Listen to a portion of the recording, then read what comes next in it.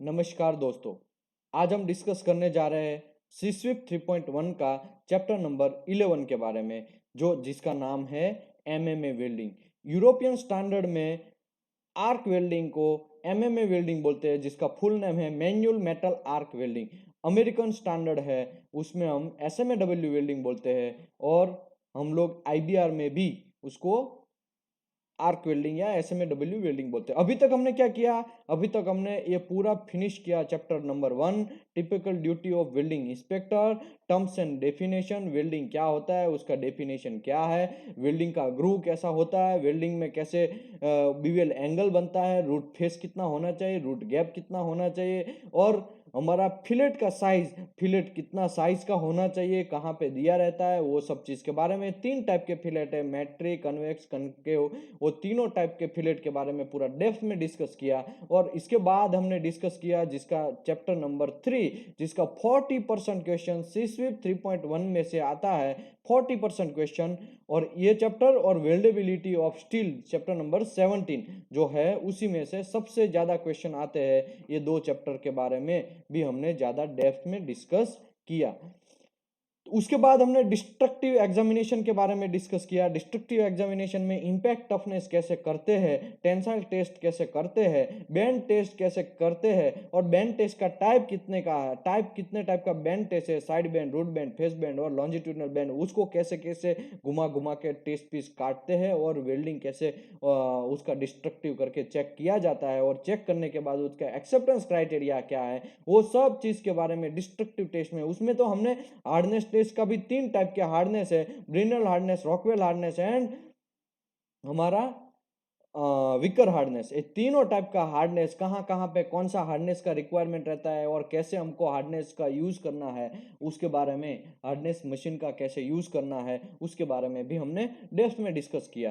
फिर वेल्डर का qualification, WPS का क्वालिफिकेशन के बारे में डिस्कस किया, जिसमें डब्ल्यूपीएस जब बनाते हैं, प्रपोज्ड डब्ल्यूपीएस सबसे पहले बनाना है। प्रपोज्ड डब्ल्यूपीएस के बाद वो हम रूट रूट और कैपिंग, फाइनल, वो सब चीज वेल्डर से मरवाना है, और run by run welding inspector जो है वो नोट करेगा। नोट करने के बाद वो सब चीज पीक्यूआर के अंदर लिखेगा, और वो पीक्यूआर का हम मैकेनिकल टेस्ट करवाएंगे। उसमें टेंसाइल, मैक्रो एंड हमारा बैंड टेस्ट, ये तीनों कंपलसरी टेस्ट है। वो तो ने तीनों तो करवाना ही है। अगर क्लाइंट का एक्स्ट्रा रिक्वायरमेंट है तो इंपैक्ट भी करवा सकता है, कोरोजन रेजिस्टेंस करवा सकता है, माइक्रो भी करवा सकता है। वो क्लाइंट के रिक्वायरमेंट के ऊपर डिपेंड है। अगर वो बोलता है तो करना है, लेकिन हम, मैंने बोला 3 जो यहाँ पे कोड में लिखा है, 3 टेस्ट तो कंपलसरी करना ही है, टेंसाइल, मैक्रो और बैंड टेस्ट। वो तीनों फिनिश होने के बाद अगर वो एक्सेप्टेंस क्राइटेरिया उसमें एक्सेप्ट होता है, तब वो विल पीक्यूआर के अंदर लिखना है, और वो पीक्यूआर को कन्वर्ट करना है डब्ल्यूपीएस में,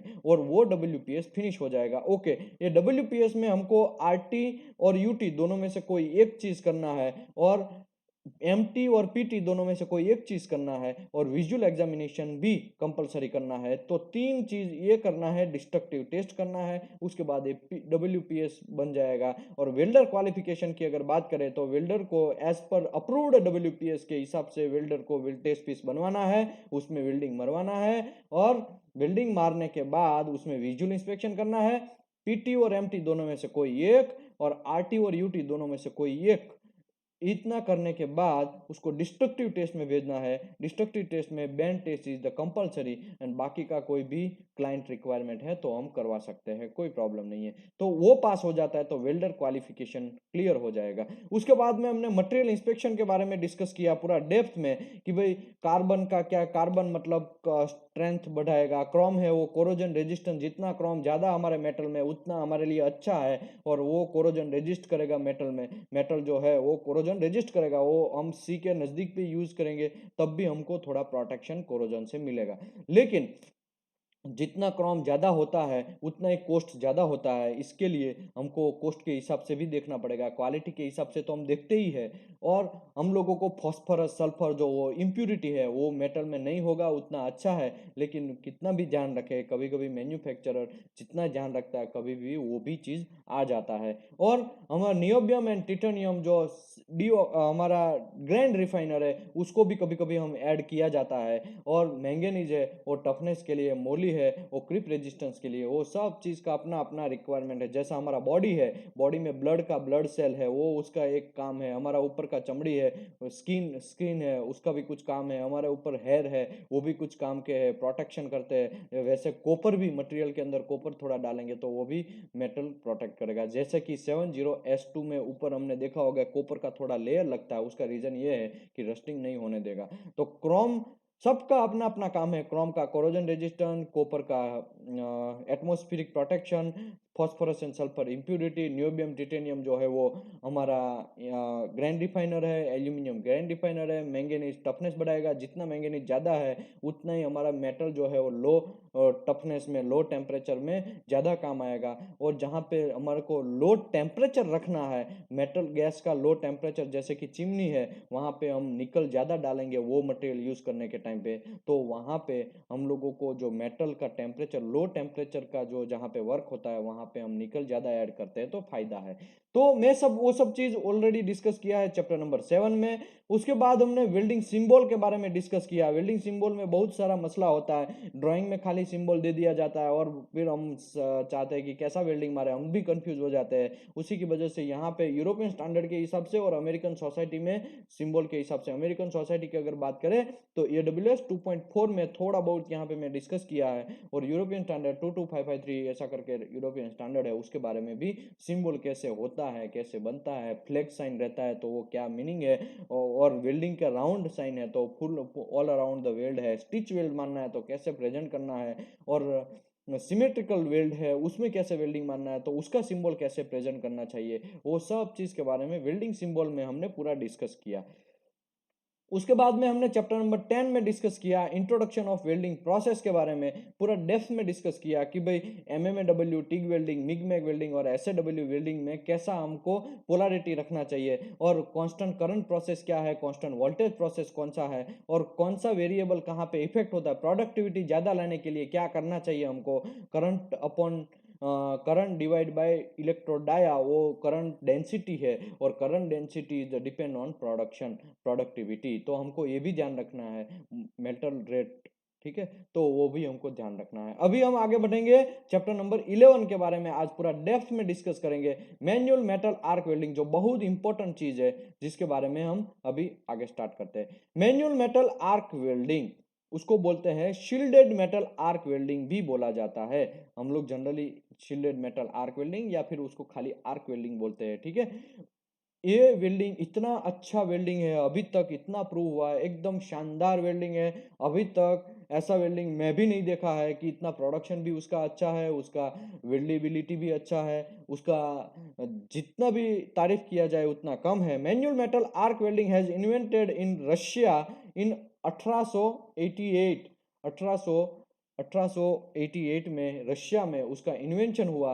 वो जो इन्वेंशन हुआ उस टाइम पे वो खाली एक बेयर मेटल ही था, बेयर इलेक्ट्रोड मेटल का ही था, उसके ऊपर फ्लक्स नहीं था। लेकिन फ्लक्स की जगह उस टाइम पे वो प्रोटेक्टिंग गैस शील्डिंग, शील्डिंग जो करना है हमको, देखो शील्डिंग इज द कंपलसरी, ठीक है, शील्डिंग तो करना ही है। आप या फ्लक्स से शील्डिंग करो, या आर्गन से शील्डिंग करो, या हीलियम से करो, या CO2 से करो, किसी से भी करो, शील्डिंग तो करना ही पड़ेगा। अगर शील्डिंग नहीं करेंगे तो बहुत बड़ा कांड हो जाएगा। आपका वेल्ड मेटल है वो प्रॉपर साउंडनेस नहीं आएगा, उसमें पोरोसिटी आएगा, क्रैक आने का चांसेस है, बहुत सारा डिसकंटिन्यूटी आने का चांसेस है, बाहर का एटमॉस्फेयर उसमें इफेक्ट करेगा तो ऑक्साइड भी बनने का चांसेस है। तो यहाँ पे मैं बोल रहा हूँ कि क्लियर बात है, आपको प्रोटेक्शन तो करना ही पड़ेगा। लेकिन जब इन्वेंशन हुआ उस टाइम पे खाली बेयर रोड था, तो वहां पे उस टाइम पे प्रोटेक्शन के लिए शील्डिंग गैस यूज किया जाता था, ठीक है, आर्क वेल्डर में, आर्क वेल्डिंग में। लेकिन फिर इनोवेशन हुआ। ये सब चीज मैं क्यों बोल रहा हूँ, क्योंकि एक वेल्डिंग इंस्पेक्टर को, CSWIP 3.1 वाले को ये सब चीज पता होना चाहिए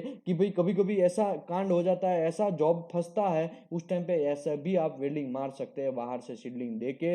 वो बहुत बहुत रेयर केस में ऐसा बनता है। जनरली अभी बहुत सारा ऐसे आ गया है, GTA W है, उसका पैरेलल आ गया है बहुत सारा, लेकिन कभी भी ऐसा हो सकता है, मे बी कभी हाथ नहीं पहुंच सकता है वहां पे gas, shielding gas GTA W वहां पे हाथ नहीं पहुंचेगा, और वहाँ पे कंजप्शन एरिया रहेगा। पाइपिंग में ये सब चीज़ बहुत होता है। वेसल में कभी डीप में वेल्डिंग मारना है उस टाइम पे भी ऐसा होता है। तब कभी भी ऐसा होता है तो खाली CSWIP इंजीनियर को ऐसा पता होना चाहिए कि ऐसा भी था। भले ही कोई बात नहीं, लेकिन हमको पुरानी बात तो याद ही रहनी चाहिए कि पहले ऐसा वेल्डिंग इनोवेशन हुआ था और उसमें प्रोटेक्शन के लिए शील्डिंग गैस यूज करते थे एमएमए वेल्डिंग में, शील्डेड मेटल आर्क वेल्डिंग में, ठीक है। The development of coated electrode does not occur until early 19th century से पहले हमारा उस टाइम पे कोई अच्छा सा कोटिंग इलेक्ट्रोड का डेवलपमेंट नहीं हुआ था।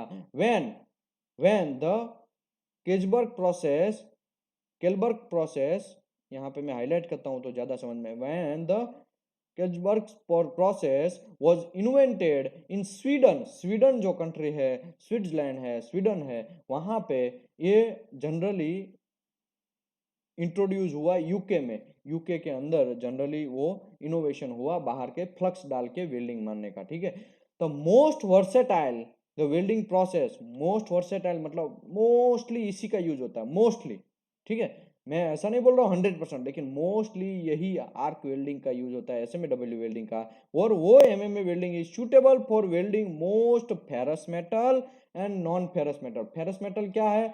जो जिसमें फेरस पार्टिकल है उसको फेरस मेटल बोलते हैं, जिसमें फेरस पार्टिकल नहीं है उसको नॉन फेरस मेटल बोलते हैं। एल्यूमिनियम है, कॉपर का, अकेला एल्यूमिनियम का मेटल है, अकेला कॉपर का मेटल है, अकेला मैंगनीज मेटल है, अकेला जिंक मेटल है, वो सब चीज नॉन फेरस मेटल है। और फेरस मेटल है जिसको स्टेनलेस स्टील है, उसमें बहुत सारा पार्टिसिपेट करते हैं बहुत सारे लोग, carbon, moly, manganese, sulphur, phosphorus, sodium, silicon, वो सब चीज जो है वो इन्वॉल्व होते हैं। तो उसी उसमें फेरस भी होता है, एफई भी होता है, तो उसी की वजह से उसको फेरस मेटल बोलते हैं। Nickel base alloy, aluminium base alloy, ठीक है। मैं अलॉय की बात कर रहा हूँ, एल्यूमिनियम की नहीं बात कर रहा हूँ। एल्यूमिनियम एक नॉन फेरस मेटल है, ठीक है। तो उसमें भी ऐसा होता है, तो उसको बोलते हैं ferrous metal. Non ferrous metal अभी मैंने आपको समझाया, कॉपर है, एल्यूमिनियम है, वो अकेला जो मेटल है वो नॉन फेरस मेटल है, ठीक है, जिसमें फेरस पार्टिकल नहीं है। और the wide range of the thickness, उसका यूज होगा, एक कोई भी हो, फेरस हो या नॉन फेरस हो, ठीक है। It can be used in all position, SMW welding all position में यूज होता है, तो हमारे लिए बेस्ट बात है, सबसे अच्छी बात है। With reasonable S of use of the relatively economically, उसका कॉस्ट भी थोड़ा कम है, इतना भी ज्यादा कॉस्ट नहीं है, ठीक है। आपको ये भी ध्यान रखना है, एकदम बेस्ट वेल्डिंग प्रोसेस है। The final weld quality is primarily depend on the skill of the welder. तो ये तो बात सही है कि भाई फाइनल वेल्ड क्वालिटी जो है वो वेल्डर के स्किल के ऊपर डिपेंड है, उसी की वजह से हम लोग वेल्डर क्वालिफिकेशन करते हैं। एसएमई में भी हम वेल्डर क्वालिफिकेशन करते हैं, यूरोपियन स्टैंडर्ड में भी वेल्डर क्वालिफिकेशन करते हैं। उसका रीजन क्या है? क्योंकि क्वालिटी जो फाइनल प्रोडक्ट का क्वालिटी है, फाइनल क्वालिटी है, डिपेंड ऑन वेल्डर। अगर वेल्डर को ढांचू है, उसको पता ही नहीं है कुछ, तो क्या होगा? तो प्रॉब्लम तो होगा ही होगा। आपका वेल्डिंग ही प्रॉपर नहीं आएगा तो आप कैसे आगे बढ़ पाएंगे? आपका मेटल ऑन जॉब पे फट जाएगा, ऑन रनिंग कंडीशन में फट जाएगा, क्रैक आएगा। ऑलरेडी क्रैक वाला ही आप मेटल देंगे, ऑलरेडी पोरोसिटी वाला ही मेटल देंगे, तो प्रॉब्लम तो है ही। इसके लिए स्किल वेल्डर यहाँ पे रिक्वायरमेंट है, तो आपको ये याद रखना है। When arc is struck between coated electrode, मैं थोड़ा छोटा कर देता हूँ ताकि आपको ठीक समझ में थोड़ा आए। When arc is struck between coated electrode and workpiece, both electrode and workpiece surface melt from the weld spool। देखो, जब आर्क जनरेट होता है तब इलेक्ट्रोड जो है वो थोड़ा हीट उसमें बढ़ेगा और वर्कपीस में भी हीट बढ़ेगा, तो दोनों की हीट की वजह से वेल्ड स्पूल प्रिपेयर होगा और मेटल हो वो मेल्ट होगा, ठीक है। मेटल जब मेल्ट होगा, बेस मेटल में तो वहां पे ही रहेगा, लेकिन इलेक्ट्रोड है वो ऊपर से नीचे है, तो वो गुरुत्वाकर्षण की वजह से नीचे गिरेगा और हमारा वोल्टेज एक ऐसा काम करेगा, उसको फोर्स मारेगा। जो मेल्ट हो चुका है इलेक्ट्रोड के अंदर उसको थोड़ा फोर्स मारेगा, तो वो मेन मेटल के अंदर नीचे गिरेगा। देखो, वोल्टेज का काम क्या है? वोल्टेज का काम ही वेल्ड मेटल का जो वेल्डिंग है वो मोल्टेन मेटल इन इलेक्ट्रोड जो है उसको फोर्स मारता है। देखो, वोल्टेज को कभी वेल्डिंग वेल्ड मेटल के साथ हम कनेक्शन नहीं करते हैं। हम वेल्डिंग मशीन है, उसमें हमारा टॉर्च रहता है, वो generally DC positive, DC negative या एसी में डालते हैं, ताकि उसमें करंट तो होता ही है लेकिन वोल्टेज भी होता है। और वोल्टेज, हम जब वोल्टेज का काम है फोर्स मारना, वेल्ड मेटल जो मेल्ट हो चुका है उसको फोर्स मार के वेल्ड मेटल के अंदर गिराएगा, ताकि डिपोजिशन होगा और वो वेल्ड मेटल के अंदर, सॉरी, मेल्टिंग मेटल जो है वो वेल्ड मेटल के अंदर गिरने के बाद वहां पे लेयर चढ़ेगा, डिपोजिशन होगा और इलेक्ट्रोड खत्म होगा, इलेक्ट्रोड छोटा होता जाएगा, छोटा होता जाएगा, फिर हमको दूसरा इलेक्ट्रोड लेना पड़ेगा। तो आगे बढ़ते हैं। The average temperature of the arc approximately 6000। बहुत सारे लोग बोलते हैं कि भाई 6000 ऐसा होता है? हाँ भाई, जब हम आर्क जनरेट करते हैं तब सर्किट क्लोज होता है, और जब सर्किट क्लोज होता है उस टाइम पे 6000 टेम्परेचर प्रोड्यूस होता है। 6000 टेम्परेचर, भले ही सीएस का मेल्टिंग टेम्परेचर हमारा 1600 है या 1400 है, 1300 है, लेकिन हमारा आर्क जब जनरेट होता है तब मेल्टिंग होता है और वो मेल्टिंग का टेम्परेचर 6000 होता है। ये आपको याद रखना है, ठीक है। बहुत सारे इंटरव्यूअर ऐसा क्वेश्चन पूछते हैं कि भाई वेल्ड मेटल है, उसका मेल्टिंग टेम्परेचर तो 1400 है, लेकिन यहाँ पे टेम्परेचर तो 6000 पर जाता है, तब कैसे होगा? तब होगा भाई, यहाँ पे जो वेल्ड मेटल है उसका मैं टेम्परेचर की बात कर रहा हूँ, पूरा वेल्ड वेल्ड जो बेस मेटल है उसकी मैं बात नहीं कर रहा हूँ। यहाँ पे जहाँ पे आर्क जनरेट होता है वहां पे 6000 प्रोड्यूस होता है temperature, which is sufficient to the simultaneously melt and parent metal। वो स्मूथली sufficiently उसको मेल्ट करेगा, पेरेंट मेटल को और इलेक्ट्रोड को, consumable core wire and flux coated दोनों को, ठीक है। कंज्यूमेबल वायर को भी वो sufficiently simultaneously मेल्ट करेगा और पेरेंट मेटल को भी मेल्ट करेगा। तो ये जो टेम्परेचर है बहुत इंपॉर्टेंट है। जब आर्क जनरेट होता है तब 6000 टेम्परेचर प्रोड्यूस होता है, ठीक है। तो flux form gas and slag, flux जो है वो गैसेस और स्लैग। अभी दूसरी बात, यहाँ पे आप लोग यहाँ पे कंफ्यूज होंगे, भाई गैस क्या है? स्लैग तो समझ में आया, लेकिन जब आपको ये याद रखना है कि जब हम फ्लक्स का कोटेड वायर इलेक्ट्रोड यूज करते हैं तो उसमें कुछ चीज, पोटेशियम है, सेल्यूलोज है, वो कुछ चीज उसमें डाला जाता है ताकि थोड़ा गैस भी प्रोड्यूस हो। आपने देखा हो व्हाइट कलर का धुआं निकलता है, वो व्हाइट कलर का धुआं यूं ही नहीं निकलता, वो हमको नहीं चाहिए इसी की वजह से नहीं, ये चाहिए, व्हाइट धुआं हमको चाहिए बाहर का एटमॉस्फेयर से, वो जो वेल मेटल स्पूल है उसको प्रोटेक्ट करने के लिए वो धुआं भी चाहिए, तो उसी को बोलते हैं गैस। तो वो गैस जब प्रोड्यूस होगा तो वो भी थोड़ा बहुत शील्डिंग का काम करेगा। यहाँ पे देखा gaseous shield, gaseous shield actually slag होता है, तो स्लेग तो शील्डिंग का काम करता ही है, लेकिन गैस भी थोड़ा बहुत जनरेट होता है व्हाइट व्हाइट कलर का, और उसी को बोलते हैं गैस शील्डेड। तो वो सब चीज किस में रहता है? वो हमारा फ्लक्स का इलेक्ट्रोड, जो फ्लक्स वाला है इलेक्ट्रोड, वो फ्लक्स के अंदर ही रहता है। जैसे ही टेम्परेचर ज्यादा होता है तो वो गैसेज गैसेज फॉर्म में बाहर निकलना स्टार्ट होता है। तो आपको ये क्लियर एक डेप्थ फंडा याद रखना चाहिए। अगर बहुत सारे लोग बोलते हैं कि भाई यार स्लैग है, यार स्लैग तो ऊपर वेल्डिंग मेटल के ऊपर रख जाएगा, लेकिन ये गैस क्यों आता है? तो गैस भी हमको चाहिए, हमको नहीं चाहिए ऐसा नहीं है। कभी कभी लोग बोलते हैं यार क्या यार आर्क वेल्डिंग मारते हैं तो बहुत गैस खाते हैं, लेकिन वो ठीक है गैस खाते हैं, वो सेफ्टी के लिए तो हानिकारक है ही, लेकिन वो गैस वेल्ड मेटल के लिए चाहिए। विच प्रोटेक्ट, देखो the flux form the gas and slag, दोनों फॉर्म में आएगा फ्लक्स, और विच protect the well spool from the oxygen and nitrogen surrounding the atmosphere. बाहर से एटमोस्फियर से यहाँ पे ऑक्सीजन को और नाइट्रोजन को नहीं घुसने देगा। अगर वो दोनों घुस जाएंगे तो पोरोसिटी आएगा, क्रैक आएगा, बहुत सारा कांड हो जाएगा हमारे वेल्ड मेटल में। उसी की वजह से यहाँ पे स्लैग और गैसेस का ये प्रोटेक्ट करने का काम है।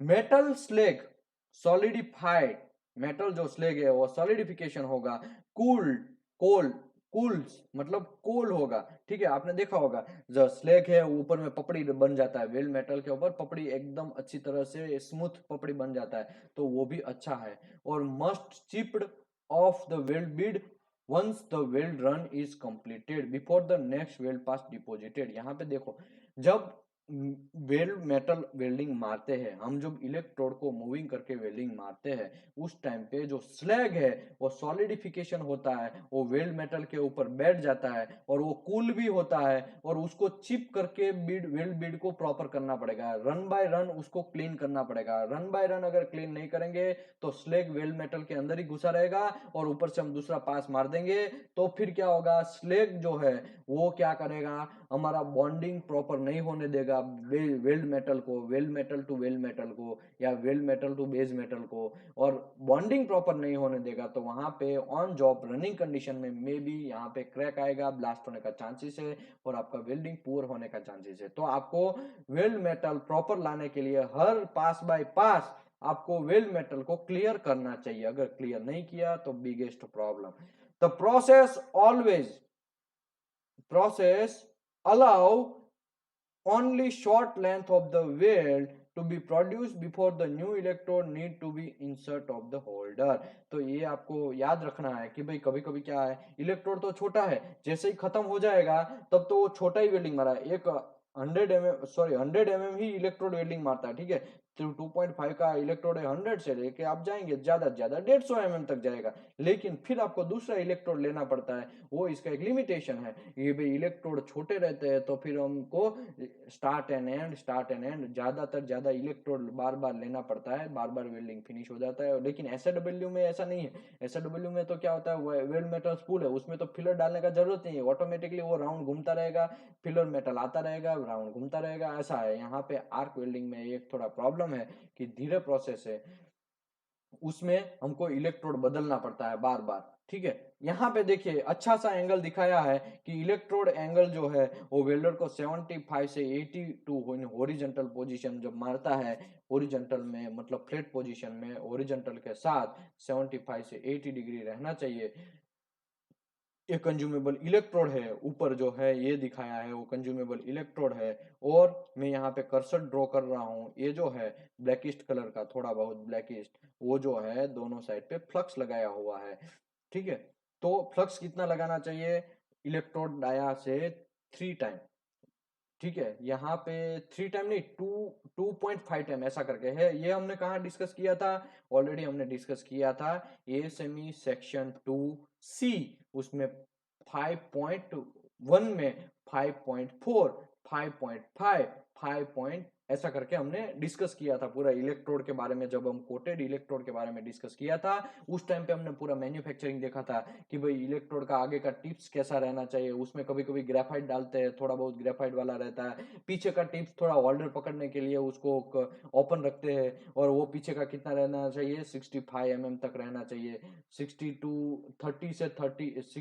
से 65 mm तक। और उसका वीविंग जो है वो 3 टाइम्स ऑफ करना चाहिए, वो भी थोड़ा बहुत उसका रेफरेंस वहां पे लिखा है। लेकिन वीविंग के बारे में अगर बात करें तो क्यू सेक्शन 9 QW409.1 में लिखा है, उसमें 3 फॉर्मूला दिया है, उसमें बी नंबर का फॉर्मूला है, वो वीविंग का फॉर्मूला है, heat input is equal to weaving into thickness. तो वीविंग वहां पे कितना करना चाहिए उसके बारे में है। और नॉन मैंडेटरी अपेंडिक्स एच है, वहां पे भी हमने पूरा डेप्थ में डिस्कस किया था ऑलरेडी, तो मुझे यहाँ पे ज्यादा उसमें पढ़ना नहीं है। मैं आपको इतना जरूर कहेगा कि यहाँ पे कंज्यूमेबल ए इलेक्ट्रोड है, यहाँ पे डायरेक्शन से मार रहा वेल्डर जो है वो आगे का डायरेक्शन दिखाया, वो नीचे का पेरेंट मेटल है।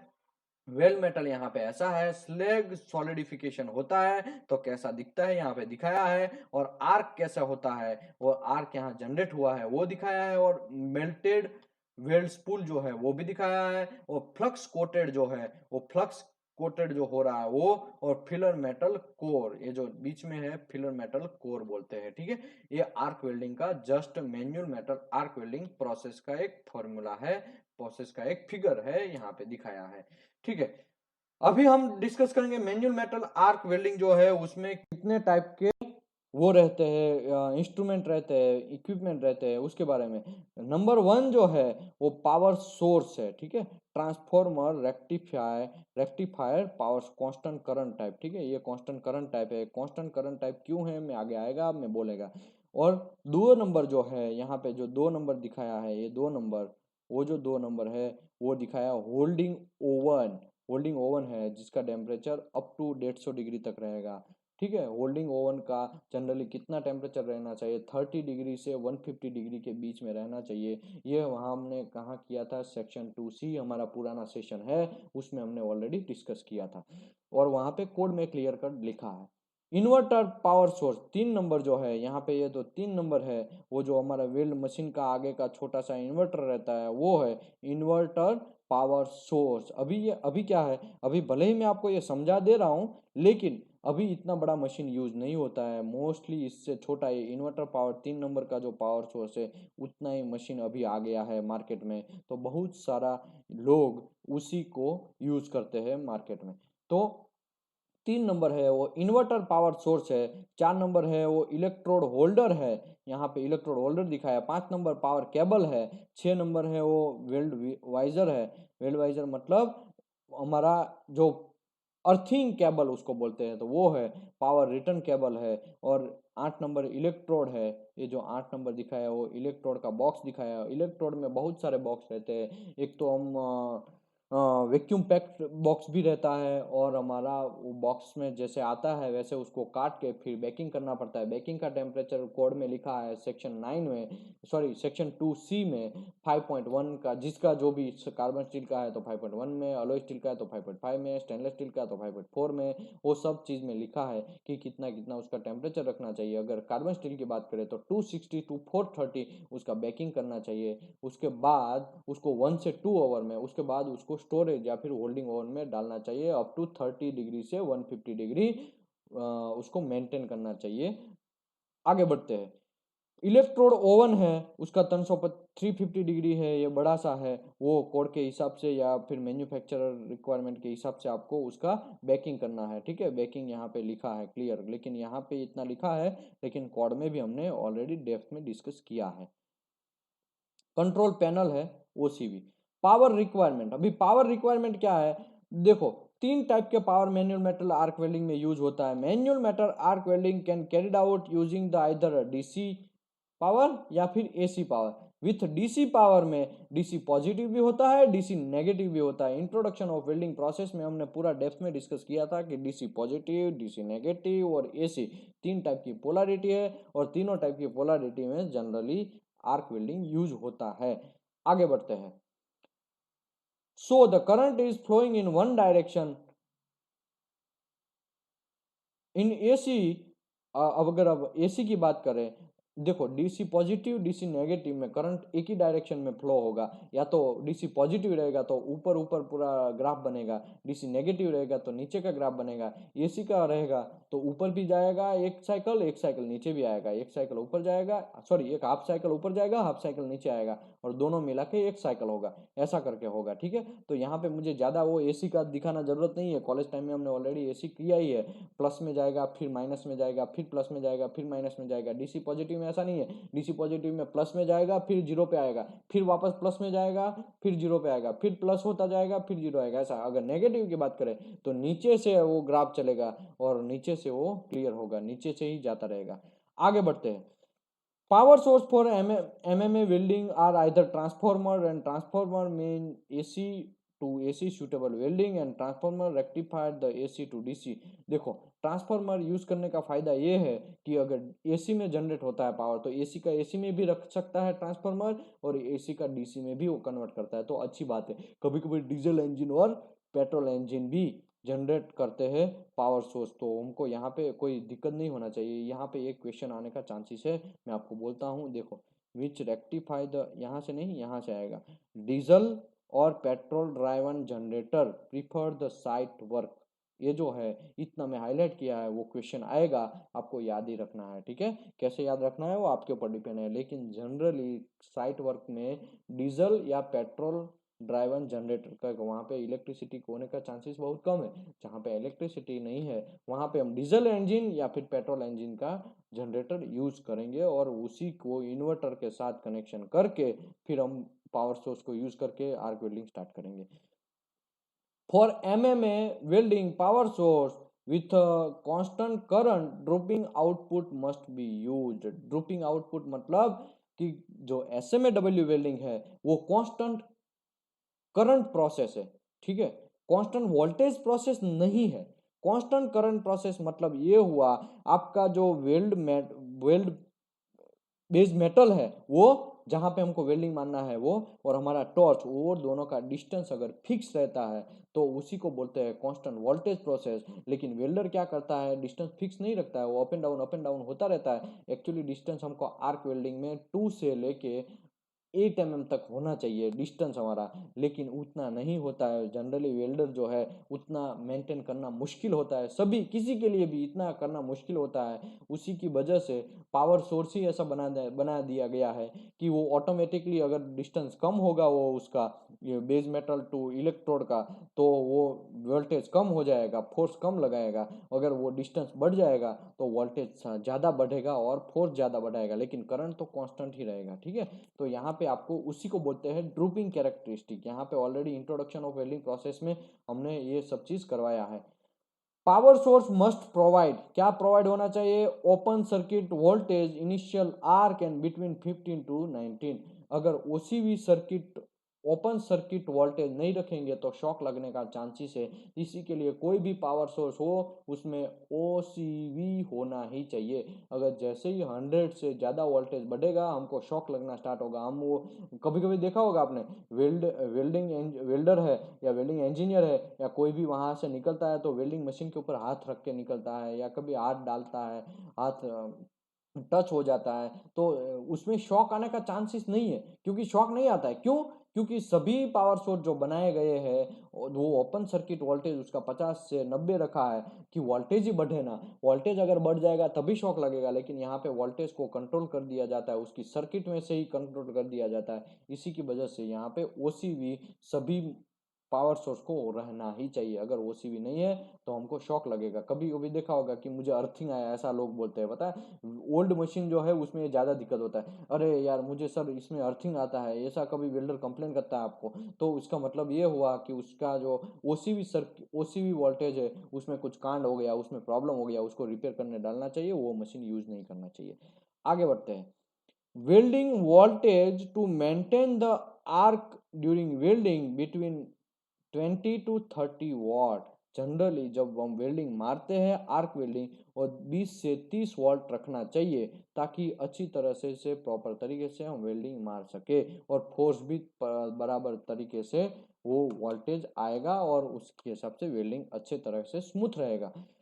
सूटेबल करंट रेंज, रेंज कितना रहना चाहिए, टिपिकली 30 से 350 एम्परेज। ये सब चीज ऑलरेडी हमने सेक्शन 2C में किया है, लेकिन मैं यहाँ पे अभी भी बोल देता हूँ। वहाँ पे इलेक्ट्रोड वाइज लिखा है कि इतने इलेक्ट्रोड में इतने से इतना करंट रहना चाहिए, 2.5 के इलेक्ट्रोड्स में इतना करंट रहना चाहिए, 3.5 में 3.4 में इतना रहना चाहिए, 4 डाया के इलेक्ट्रोड में इतना करंट होना चाहिए, और 5 डाया के इलेक्ट्रोड में इतने से इतना करंट होना चाहिए। लेकिन मैं यहाँ पे टिपिकली अगर बात करते हैं तो टिपिकली 30 से 350 एम्परेज यहाँ पे करंट रहता है generally.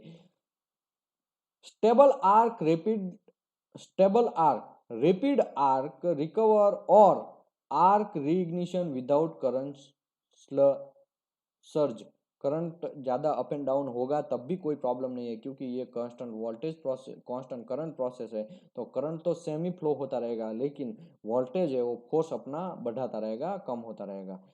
Constant welding current, constant welding current process इसको इसके लिए बोलते हैं, द आर्क लेंथ में change during welding but constant electrode burn of rate welding penetration characteristic must be maintain during welding. मैं अभी ऊपर आपको बोला कि कांस्टेंट करंट प्रोसेस होता है, उसका रीजन क्या है, तो कि जो आर्क लेंथ है वो शायद चेंज भी होगा, क्योंकि वेल्डर सीधा तो वेल्डिंग मारता नहीं है। वेल्डर अगर सीधा मारता भी है तब भी उसका जो मेंटेन जो डिस्टेंस रहना चाहिए, यहाँ पे जो फिगर दिखाया है वो मेंटेन डिस्टेंस, यहाँ पे ये जो मैं बात कर रहा हूँ ये वर्क पीस हो गया, ये पूरा पाइप है वो वर्क पीस हो गया, ये इलेक्ट्रोड हो गया। ठीक है, यहाँ पे ये जो आर्क जनरेट होता है उसी के अंदर ये जो है वो, और इलेक्ट्रोड का पहला वाला टिप है वो दोनों के बीच में अंतर जो है वो डिस्टेंस है वो 2 से 8 mm टिपिकली होता है, वो मेंटेन करना वेल्डर को बहुत इंपॉर्टेंट है। अगर वो मेंटेन नहीं करते तो वेल्डिंग प्रॉपर नहीं आएगा।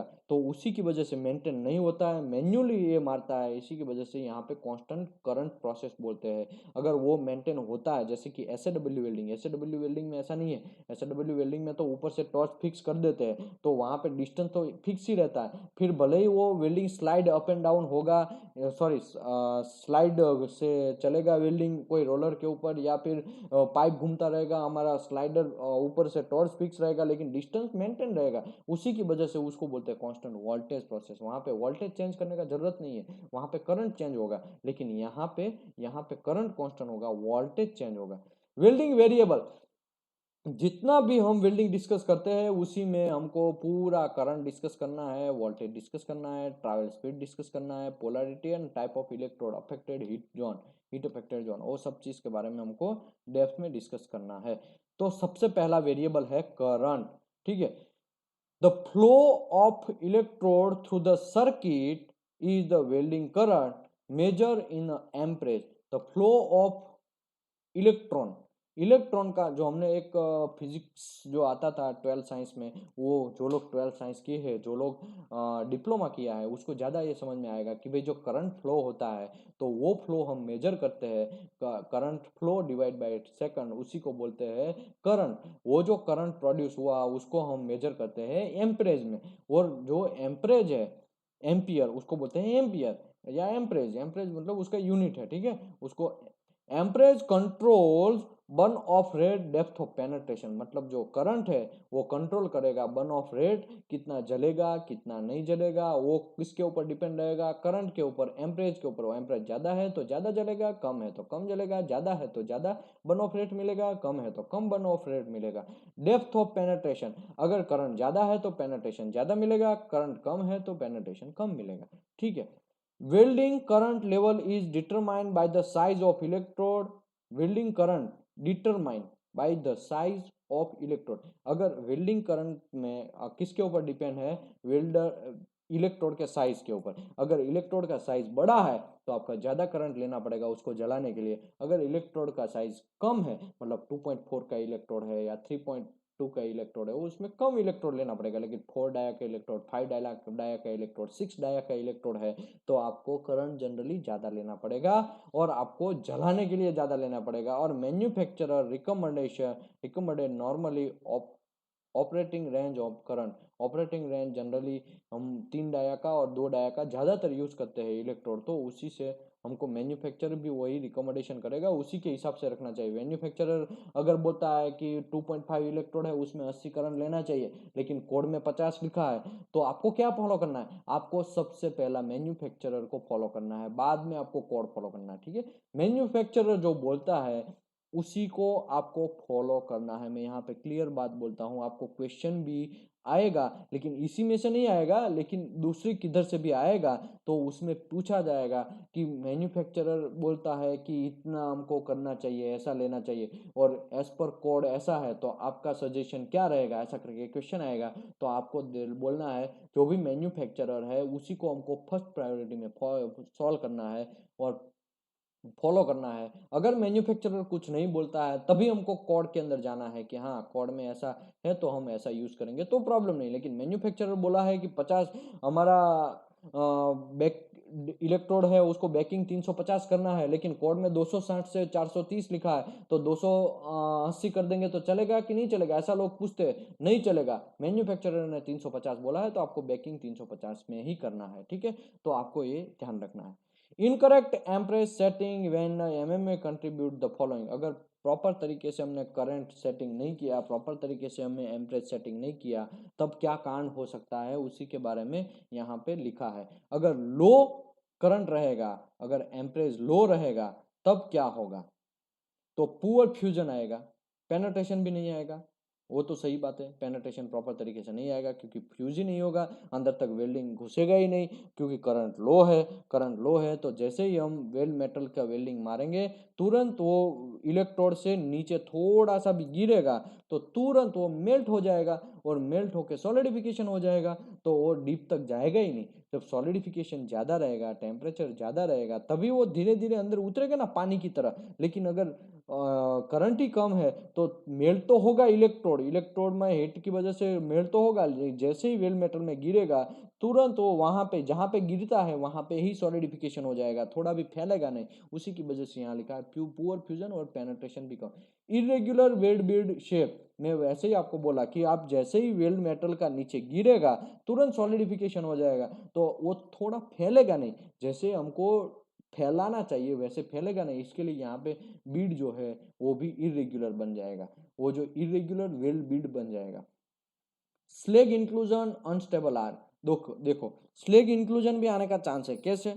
क्योंकि जब अब हम वेल्डर वेल्डिंग मारता है तब करंट स्लो लो है, तब वेल्डर जैसे ही वेल्ड मेटल के अंदर गिरेगा, जहां से गिरेगा वहां पे स्लेग भी अंदर घुसेगा, क्योंकि तुरंत सॉलिडिफिकेशन, स्लेग को बाहर निकलने का वो टाइम ही नहीं देगा। वेल्ड मेटल के अंदर स्लेग है, ठीक है, हम लोगों को पता है कि भाई इलेक्ट्रोड जलता है तो स्लेग के साथ जलता है, स्लेग भी अंदर जाएगा और आयरन जो पाउडर या जो भी है हमारा फिलर है उसका जो मेटल है वो जल के भी अंदर जाएगा। जैसे ही नीचे गिरेगा तुरंत सॉलिडिफिकेशन हो जाएगा। स्लेग को तो थोड़ा बाहर निकलने का सेकंड का कुछ पार्ट तो देना पड़ेगा ना, वही नहीं मिलेगा तो स्लेग बाहर निकल ही नहीं पाएगा, तुरंत अंदर स्लेग के साथ ही वो सॉलिडिफिकेशन हो जाएगा। तो उसी की वजह से स्लेग इंक्लूजन आने का चांस है। अनस्टेबल आर्क, तो कभी कभी क्या होता है इतना करंट लो हो जाएगा कि आपका मेल्ट ही नहीं होगा, इलेक्ट्रोड जो है वो मेल्ट नहीं होगा, और मेल्ट होगा तब भी वो जनरली बंद होगा स्टार्ट होगा तो बंद होगा। आपने देखा होगा कि बहुत सारे वेल्डर जो है वो इलेक्ट्रोड को मारते हैं वेल्ड मेटल के ऊपर और जलता नहीं है, बहुत ट्राई करते हैं जलता नहीं है, फिर जलता है, फिर थोड़ी देर बाद बंद हो जाता है, फिर उसको बोलते हैं अनस्टेबल आर्क। प्रॉपर तरीके से एक बार इलेक्ट्रोड को वेल्ड मेटल के साथ टच किया तुरंत आर्क स्टार्ट हो जाएगा और फिर आर्क ऐसे ही रहेगा, वेल्डर वेल्डिंग मारता जाए, उसी को बोलते हैं स्टेबल आर्क। लेकिन यहाँ पे वेल्डर क्या करेगा, मारेगा फिर भी नहीं होगा आर्क जनरेट। अगर आर्क जनरेट भी होगा तब थोड़ी देर रहेगा फिर बंद हो जाएगा, फिर वेल्डर मारता जाएगा फिर वो, तो उसी का मतलब हो गया अनस्टेबल आर्क। तो अनस्टेबल आर्क का भी कांड हो जाएगा, वो भी प्रॉब्लम है। आर स्टम्बल, आर स्टम्बल मतलब बंद होना स्टार्ट होना, बंद होना स्टार्ट होना, वो भी एक कांड हो जाएगा। और पोरोसिटी भी आने का चांस है बाहर। देखो जैसे ही आर्क बंद होगा फिर स्टार्ट होगा फिर बंद होगा, उसके बीच में जो टाइम मिला एटमोस्फियर, तुरंत देखो जैसे ही आर्क चालू हुआ फिर बंद हो गया आर्क, फिर वापस चालू होता है, तो वो दोनों के बीच में एटमोस्फियर को टाइम मिल जाएगा वहां पे अंदर एयर घुसने के लिए, तो वो तुरंत एयर घुस जाएगा तो पोरोसिटी आ जाएगा। तो ये भी एक मसला है, क्योंकि आर्क जनरेट होगा तो स्लेग जो है वो प्रोटेक्ट करेगा, लेकिन आर्क बंद हो जाता है फिर स्टार्ट होता है बंद हो जाता है, उसी के बीच में एटमोस्फियर को टाइम मिल जाएगा वेल्ड मेटल के पास आने का और वहां पे पोरोसिटी का आने का चांसेस है। इसके लिए यहाँ पे मैं ज़्यादा नहीं समझा रहा हूँ, ऑलरेडी मैं डेप्थ में पार्ट चैप्टर नंबर 3 में ऑलरेडी समझाया है, लेकिन यहाँ पे ये बात क्लियर है कि पोरोसिटी आएगा। ठीक है, कैसे आएगा मैं प्रैक्टिकल अभी आपको समझाया। Potential arc strike, arc strike भी होने का मैं आपको बोला ना, वेल्डर जो है ठाक ठाक ठाक ऐसा करके वेल मेटल के ऊपर बहुत बार मारता है इलेक्ट्रोड को, तो उसी की वजह से जब जलेगा तो वेल्डर जो है वो कंफ्यूज हो जाएगा कि हमको तुरंत ग्रूव के अंदर लाना स्टार्ट करेगा वेल्ड मेटल को, क्योंकि वो जब मारेगा तो ग्रूव के एग्जिट ऊपर तो नहीं मारेगा ना, जहां पे वेल्डिंग लगाना है वहां पे मारेगा और वहां पे आर्क जनरेट होगा तो आर्क स्ट्राइक नहीं आने का चांसेस कम है। लेकिन वो मारेगा तो अगल बगल में थोड़ा बहुत लगेगा वो इलेक्ट्रोड और अगल बगल में लगेगा तो वहां आर्क स्ट्राइक होगा, और उसी की वजह से arc strike is the biggest problem, वहां पे हार्डनेस बढ़ जाता है और आर्क स्ट्राइक सबसे बड़ा इनेमी है एसएमएडब्ल्यू वेल्डिंग का। लेकिन यहाँ पे क्या होता है, बहुत सारे लोग मैं देखा है बहुत सारी कंट्री में कि गल्फ कंट्री में तो आर्क स्टैक है, उस लिटरली ग्राइंडिंग से ही उसको रिमूव करना, उसके पास कोई ऑप्शन नहीं। एक भी थोड़ा भी आर्क स्टैक देख लिया तो क्या कांड हो जाएगा, टीपीआई आपके ऊपर एक्शन ले लेगा और आपके ऊपर एनसी डाल देगा। आप उसमें कुछ भी कॉम्प्रोमाइज नहीं, आप उसके साथ वर्बली भी फाइट नहीं कर सकते, कुछ नहीं। Arc is the best problem, biggest problem, ठीक है। और मैं बहुत सारी कंपनी में देखा है कि वहां पे आर्क स्टैक रहता है ना, तो वो क्या करते हैं, एक पोछा लेता है, पोछा लेते हैं उससे पोछ देते हैं या फिर हाथ से थोड़ा हटा देते हैं तो ब्लैकिश निकल जाए, किसी को पता ना चले, दूर से भी कि लोगों को पता ना चले यहाँ पे आर्क स्टैक हुआ है। तो ये सब गलत बात है, वहां पे आर्क स्टैक होता है तो आपको ग्राइंडिंग से ही रिमूव करना चाहिए, कंपलसरी बात है। लेकिन ये आपका हमारा बेड प्रैक्टिस की वजह से हम लोग अभी पीछे रह गए, तो हम लोगों को इम्प्रूव करना है ये सब चीज। अगर एम्प्रेस टू हाई, ये सब चीज हमने डिस्कस किया, क्या क्या डिसकंटिन्यूटी आएगा, एम्प्रेस लो रहता है तो। लेकिन हमारा अगर एम्प्रेस हाई होता है तब भी क्या कांड होता है, अगर हाई होता है तो पेनिट्रेशन ज्यादा आ जाएगा। हमने देखा एएसएमई सेक्शन एएसएमई B30 1.3 में पार्ट 1 जो fabrication erection and examination inspection and उसमें हमने ऑलरेडी डिस्कस किया। Testing examination and inspection chapter number 5 जो है उसमें हमने ऑलरेडी डिस्कस किया कि भाई पेनिट्रेशन कितने थिकनेस में कितना रहना चाहिए। अगर सेक्शन 8 की बात करें तो 8 में भी लिखा है कि पेनिट्रेशन है वो कितना रहना चाहिए कोई भी थिकनेस वाइज। अगर पाइप की बात करें तो पाइप में अप टू 6 mm तक पेनिट्रेशन आपको 1.5 तक जाना चाहिए। 6 से 13 mm थिकनेस के बीच में कोई पाइप का थिकनेस है तो उसमें पाइप का पेनिट्रेशन जनरली हमारा 3 mm तक रहना चाहिए। और 13 से 25 mm के बीच में है तो 4 mm तक रहना चाहिए। 25 से अप थिकनेस है तो 5 mm तक ही पेनिट्रेशन रहना चाहिए। लेकिन अगर करंट हाई है तो कांड ये होगा कि आपका पेनिट्रेशन हाई हो जाएगा और एक्सेप्टेबल लिमिट जो है वो आप आगे बढ़ जाएंगे, तो वो भी एक प्रॉब्लम है। क्योंकि एकदम करंट हाई है इसका मतलब हीट ज़्यादा है, हीट ज़्यादा है इसका मतलब इलेक्ट्रोड जो है मेल्ट जल्दी होता है और जल्दी बेस मेटल के अंदर गिरता है और टेम्परेचर भी उसका हाई रहता है, उसी की वजह से पानी की तरह फैलता है। जैसे आप देखा होगा एक फ्लोर के अंदर थोड़ा पानी डालते हैं तो कैसे फैलता है, एकदम फ्लोर के ऊपर बहुत सारी जगह पे पानी हो जाता है। हमने डाला तो एक ही जगह पे लेकिन बहुत सारी जगह पानी फैल जाता है। वैसे ही इलेक्ट्रोड से हम जब वेल्डिंग मारते हैं अगर करंट हाई है तो हीट इनपुट हाई होने की वजह से मेल्टिंग ज़्यादा होता है। मेल्टिंग ज़्यादा होता है तो वो फिर क्या कहाँ पे गिरता है, बेस मेटल के अंदर। बेस मेटल के अंदर जैसे ही गिरेगा तो नीचे फ्लो करेगा, नीचे की डायरेक्शन में फ्लो करेगा और वहाँ पे हमको पेनिट्रेशन ज़्यादा आने का चांसेस है। तो आपको ये याद रखना है करंट हाई होगा तो पेनिट्रेशन भी हाई आएगा, तो वो भी प्रॉब्लम है। बर्न थ्रू, अगर आपका करंट हाई है तो बर्न थ्रू आने का चांस तो कंपलसरी है ही, क्योंकि वेल्डिंग है। कभी कभी आपने देखा होगा ये वेल्डिंग जल जाता है, वेल्डिंग ब्लैकिस्ट हो जाता है और बर्न थ्रू आउट हॉल हो जाता है। क्यों? क्योंकि करंट आपका हाई है तो हीट भी हाई है, हीट हाई है तो पूरा का पूरा वेल्ड मेटल में आप जैसे ही वेल्डिंग मारेंगे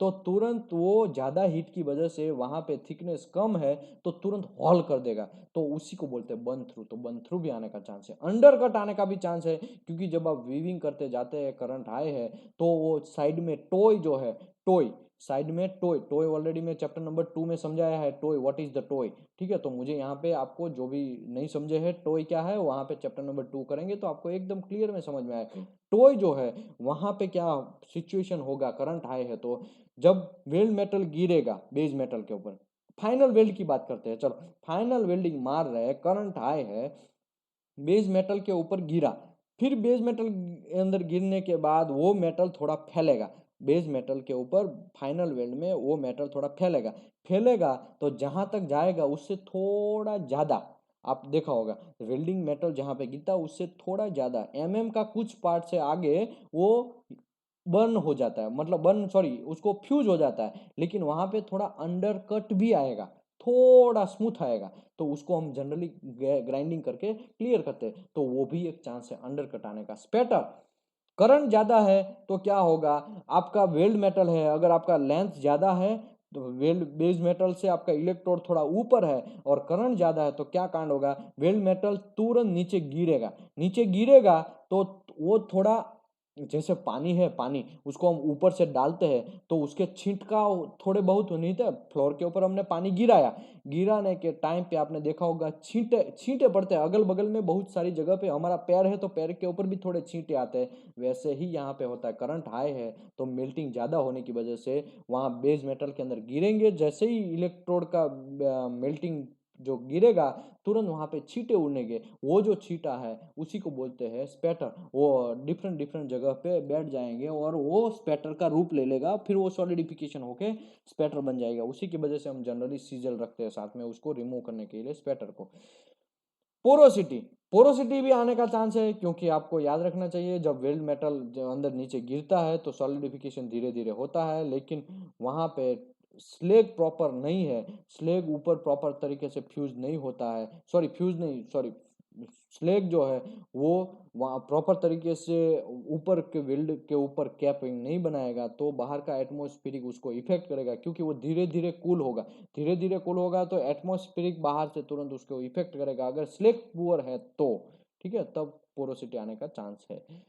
डीप क्रैटर, डीप क्रैटर तो इलेक्ट करंट आपका ज्यादा है तो डीप क्रैटर भी आएगा। स्टार्ट पॉइंट और एंड पॉइंट में क्रैटर आने का चांस सबसे ज्यादा है अगर करंट हाई है तो, ठीक है, ये आपको याद रखना है। ऑलरेडी क्रैटर के बारे में मैं चैप्टर नंबर 3 में समझाया है ज्यादातर, और 10 से 15 मिनट तक खाली क्रैटर के ऊपर डिस्कस किया है, कैसे आता है, वेल्ड मेटल के ऊपर क्या वेल्डर कांड कर देता है, वेल्डर का एंगल कैसे रहता है, टेस्ट पोजीशन कैसे रहता है, उसी की वजह से कहाँ पे आता है, वो सब चीज के बारे में क्रैटर में मैं डिस्कस किया है चैप्टर नंबर 3 में। इलेक्ट्रोड डैमेज होने का चांस भी है ड्यू टू ओवरहीट। कभी कभी आपने देखा होगा करंट ज़्यादा रहता है और या आप डीसी पॉजिटिव में से, देखो ऐसे में डब्ल्यू डीसी पॉजिटिव में मोस्टली डाला जाता है, डीसी नेगेटिव में आप डालेंगे तो करंट ज़्यादा होगा, अदरवाइज ओवरहीट होगा तो पूरा का पूरा इलेक्ट्रोड का स्लेग निकल जाएगा। आपने देखा होगा बहुत सारा वेल्डर जो है ऐसा ध्यान रख, जो लोग वेल्डिंग इंस्पेक्टर है, जो लोग क्वालिटी इंस्पेक्टर है, वो लोग जब वेल्डिंग देखते हैं कभी कभी पूरा का पूरा इलेक्ट्रोड पूरा रेड कलर का हो जाता है, उसी को बोलते हैं इलेक्ट्रोड ओवरहीट हो जाना। तो उसका रीजन क्या है, तो या तो उसने डीसी नेगेटिव में डाल दिया है, उसका इलेक्ट्रोड एसएमडब्ल्यू की मैं बात कर रहा हूँ, एसएमडब्ल्यू में डीसी नेगेटिव में डाल दिया गया अगर रहेगा तो भी ओवरहीट होने का चांस है। अगर करंट बहुत ज़्यादा है, 2.5 का इलेक्ट्रोड हो, आप 350 से 400 करंट लेंगे तो पूरा का पूरा इलेक्ट्रोड रेड हो ही जाएगा और अगल बगल से फ्लक्स पूरा निकल के नीचे गिर जाएगा। वो तो फंडा सिंपल है, यहाँ पे मुझे ज़्यादा समझाने की बात नहीं है। High deposition making the potential building difficulty, positional welding difficulty, sorry, high deposition positional welding difficulty. Positional welding difficulty का मतलब क्या है कि जब आपका डिपोजिशन हाई रहता है, ओवरहेड पोजीशन में डिपोजिशन हाई है, चलो ओवरहेड पोजीशन आप मार रहे हैं 4G पोजीशन, उसमें डिपोजिशन हाई है और करंट उस टाइम पे हाई रहेगा, क्योंकि करंट हाई होता है तभी डिपोजिशन हाई होता है। करंट हाई है, डिपोजिशन हाई है, तो वो वेल्ड मेटल है वो पूरा नीचे गिरेगा, आपके माथे के ऊपर गिरेगा, हेलमेट के ऊपर गिरेगा या जमीन फ्लोर पे गिरेगा, तो वो भी एक वेल्डिंग का पोजीशन की वजह से भी वेल्डिंग मारना थोड़ा डिफिकल्ट बन जाता है। तो इसका मतलब क्या है कि हमको ज़्यादा करंट भी नहीं यूज़ करना चाहिए, कम करंट भी नहीं यूज़ करना चाहिए। एज पर डब्ल्यूपीएस जहाँ पे लिखा है, डब्ल्यूपीएस में लिखा है वो प्रूव हुआ है, डब्ल्यूपीएस इज द प्रूवन चीज है, तो डब्ल्यूपीएस में जो लिखा है वैसा ही आपको करंट यूज़ करना चाहिए। आगे बढ़ते हैं। वोल्टेज, वेल्डिंग पोटेंशियल और pressure required to current to flow through the circuit is the voltage। Welding potential और प्रेशर रिक्वायर्ड, मैं आपको पहले भी बोला था स्टार्टिंग ऑफ द चैप्टर कि वोल्टेज जो है वो फोर्स मारता है, प्रेशर जनरेट करता है। वेल्ड मेटल का जो इलेक्ट्रोड है वहाँ आगे जो इलेक्ट्रोड जो मेल्ट होता है उसको जमीन के या बेस मेटल के अंदर धक्का तो मारना पड़ेगा ना, वरना तो वहाँ पे ही वो सॉलिडिफिकेशन हो जाएगा, फिर वहाँ पे ही ऐसा ही रहेगा, उसको थोड़ा नीचे तो डालना पड़ेगा ना। तो कोई ऐसा परिबळ चाहिए हमको कि उसको नीचे डाले, तो वो परिबळ का काम कौन करेगा, वोल्टेज करेगा। वोल्टेज है उसको धक्का मारेगा, जो मेल्ट हो चुका है उसको नीचे धक्का मारेगा तो बेस मेटल के अंदर फेंकेगा और नीचे गिरेगा, तो उसी को बोलते हैं प्रेशर रिक्वायर्ड। तो वो जो है वो प्रेशर जनरेट करेगा, ठीक है। For MMA welding the voltage required to initial arc is OCV. देखो स्टार्टिंग ऑफ द आर्क जो है वो ओसीवी ओपन सर्किट वोल्टेज के हिसाब से होता है। देखो ओसीवी में ऑलरेडी समझाया है कि भी सेफ्टी के लिए होता है। वेल्डिंग मशीन जब बंद है तब क्या होगा, आर्क जब इनिशियल होगा स्टार्ट होगा तब ओसीवी से ट्रांसफर होगा 20 से 22 या 20 से 25 या 20 से 28 का वोल्ट हो जाएगा। पहले क्या है कितना रहेगा, 50 से 19 का ओसीवी रहेगा। यहाँ पे देखिए क्लियर लिखा है सेफ्टी रीजन, ठीक है, यहाँ पे बात ही कर दे। Safety reason of OCV should not exceed 100 volt and usually between 50 to 90 volt. 50 से 90 वोल्ट से ज़्यादा अगर आपका वोल्ट है तब आपको शॉक लगने का चांस है। कभी कभी वेल्डर आपको कंप्लेंट करता है, वही रीज़न की वजह से कंप्लेंट करता है, सर मुझे ये वेल्डिंग मशीन में अर्थिंग आता है। तो अर्थिंग का मतलब क्या है, अर्थिंग का मतलब ये है कि उसमें ओसीवी वोल्टेज का कांड हो चुका है, उस ओसीवी वोल्टेज को रिपेयर करना पड़ेगा। वो सर्किट वहाँ पे कांड हो गया है, उसको मेंटेनेंस में डालना पड़ेगा, रिपेयर करवाने के लिए उसको भेजना पड़ेगा, भाई जाओ इसको रिपेयर करके आओ, वरना कोई शॉक लगेगा तो 16 आदमी के ऊपर इफेक्ट पड़ेगा। तो वेल्डर जब कंप्लेंट एक्सप्लेन करता है तो हमको सीरियस से लेना चाहिए। बहुत सारे लोग चलता है यार तो जाने दे यार, क्या है यार, ये क्या है, चलो जाने दो, काम करो, स्टार्ट करो, ऐसा नहीं चलेगा। आपको उसको सीरियसनेस लेना पड़ेगा। बहुत सारे लोगों का जिंदगी उसके ऊपर है। वो वेल्डर एक्सपायर हो गया तो who is responsible, welding inspector is responsible. तो आपको वो वेल्डिंग मशीन को तुरंत डिस्कार्ड करना है, तुरंत उसको रिपेयर में डालना है, दूसरा वेल्डिंग मशीन यूज करवाना है। तो OCV value is the most important part, ठीक है। For MMA welding voltage is required initial arc OCV starting. देखो जब वेल्डिंग स्टार्ट होता है तब तक ओसीवी वैल्यू 50 से 90, जनरली लोग 80 रखते हैं, जनरली 60 भी रखते हैं, कुछ कुछ लोगों को मैं देखा 50 भी रखते हैं। तो कुछ वेल्डिंग मशीन अच्छे हैं तो उसमें कम रहता है, थोड़ा उसमें पुअर है, जैसे ही पुअर होता जाता है तो उसमें सर्किट में भी कभी कभी खराबी आना स्टार्ट होता है, तो कभी 90 तक भी जाता है। लेकिन हमको 90 से ज़्यादा, 100 वॉल्ट से ज़्यादा रखना नहीं चाहिए। ये क्वेश्चन आएगा, मैं हाईलाइट जो किया है यहाँ तक का, ठीक है, ये क्वेश्चन आएगा। ये चैप्टर में से टोटल 3 क्वेश्चन पूछे जाएंगे, उसमें से एक क्वेश्चन ऊपर में ड्रूपिंग कैरेक्टरिस्टिक वाला बोला है और दूसरा क्वेश्चन यहाँ पे बोल रहा हूँ कि ये क्वेश्चन आपको अगर 2020 में आप एग्जाम दे रहे हैं, 2020 में आप एग्जाम सीस्विप 3.1 का दे रहे हैं तो ये क्वेश्चन आएगा। आपको रटना है तो रट डालो, गोखना है तो गोख डालो, जो भी करना है, ठीक है। आप कोई भी पेपर देंगे उसमें ये क्वेश्चन घुमा फिरा के अलग अलग तरीके से 4 से 5 पेपर में पूछे जाएंगे।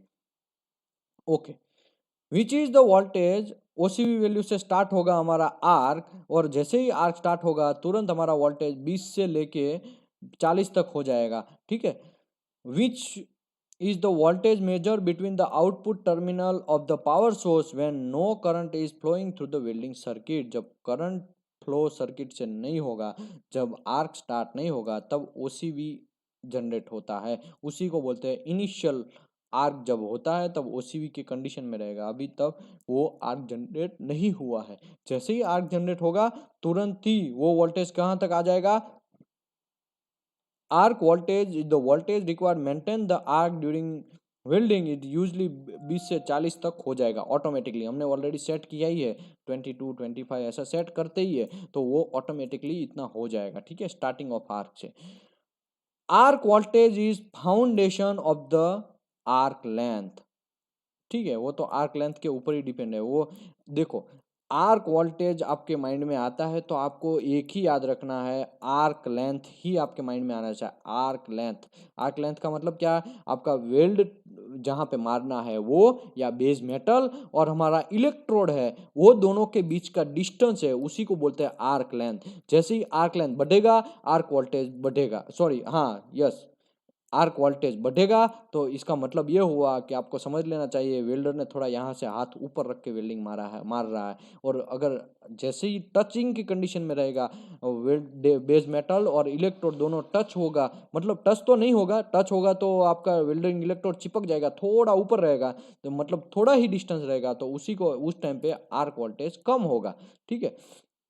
तो एक दूसरे के अंदर वो ध्यान रखना चाहिए। ये आर्क वोल्टेज और आर्क लेंथ दोनों सेम ही है, उसमें कोई फर्क नहीं है। With MMA welder control the arc length and therefore the arc voltage. देखो यहाँ पे क्लियर लिखा है, एमएमए वेल्डर जो है वो आर्क लेंथ अगर कंट्रोल करता है तो वोल्टेज ही ऑटोमेटिकली कंट्रोल होता है, लेकिन आर्क लेंथ प्रॉपर तरीके से कंट्रोल नहीं करेगा तब कांड होने का चांसेस है, तब बहुत सारी डिसकंटिन्यूटी आने का चांसेस। क्या क्या डिसकंटिन्यूटी आएगा मैं आपको समझाएगा।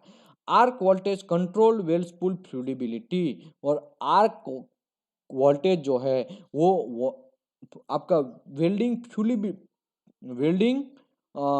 फ्लूडिबिलिटी है उसको कंट्रोल करेगा। कैसे, मैं आपको इसमें समझाएगा, आर्क लो होता है वाई होता है तो उसमें समझाएगा ये सब चीज कैसे होता है। The effect of having the wrong arc voltage can be, अगर आप गलत तरीके से आर्क वोल्टेज या आर्क लेंथ का रखेंगे तब क्या होगा, arc voltage is to low.